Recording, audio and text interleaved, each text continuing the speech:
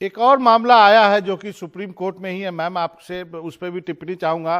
Rape आरोपी की गिरफ्तारी पर सुप्रीम कोर्ट ने रोक लगा दी और रेप आरोपी की पूर्व पार्टनर ने उस पर आरोप लगाया था। मुख्य न्यायाधीश ने कहा कि पति जितना भी क्रूर हो, लेकिन दोनों साथ रह रहे थे, क्या दोनों के बीच संबंध को रेप कहा जा सकता है? इस पर भी काफी कुछ टिप्पणियां सुनने को मिली। आप इस पर क्या कहेंगे? इस पर भी मैंने अपने पत्र में टिप्पणी की थी। ये दोनों जो और खुद ही एक ही कोर्ट से इस प्रकार की टिप्पणियां ये दोनों केस में हुआ था।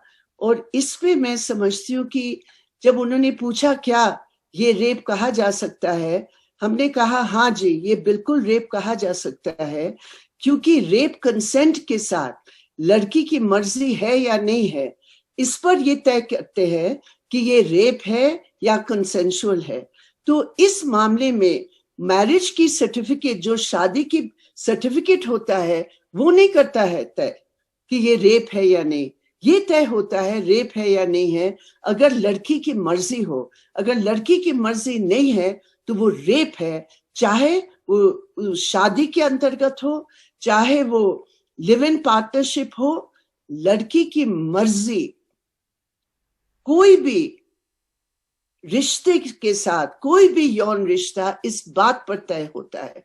और मैं तो हैरान हूं कि आज इस प्रकार की टिप्पणी, क्या मतलब ये कहता क्या है?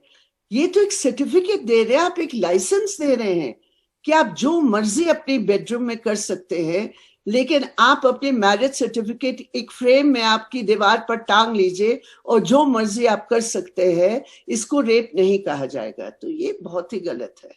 मेरे ऐसे बहुत सारे उदाहरण, एक आध उदाहरण आपको पढ़ के सुनाता हूं। मध्य प्रदेश के हाईकोर्ट ने छेड़छाड़ करने वाले को इस शर्त पे जमानत दे दी कि वो उस महिला को जाके राखी मांगे।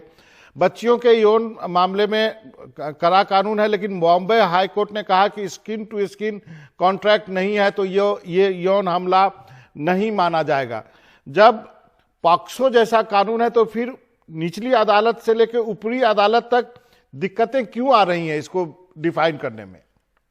मैं समझती हूं कि हमारे जो जुडिशियल ऑफिसर्स है ना, उनकी जो मानसिकता है, वो समाज की जो मापदंड होना चाहिए उसमें महिलाओं के प्रति उनका क्या रवैया है, या जाति प्रथा के बारे में उनका क्या रवैया है, ये भी तय होना चाहिए।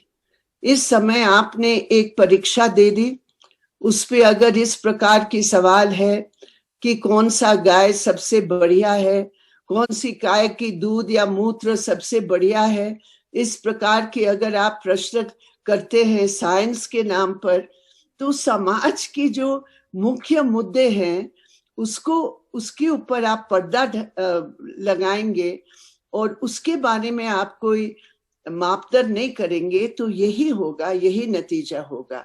आप याद कीजिए भवनी देवी के केस में जब ये कहा गया था कि कोई उच्च जाति के पुरुष कभी भी एक दलित औरत या तथाकथित लोअर कास्ट की औरत के साथ बलात्कार कर ही नहीं सकता है।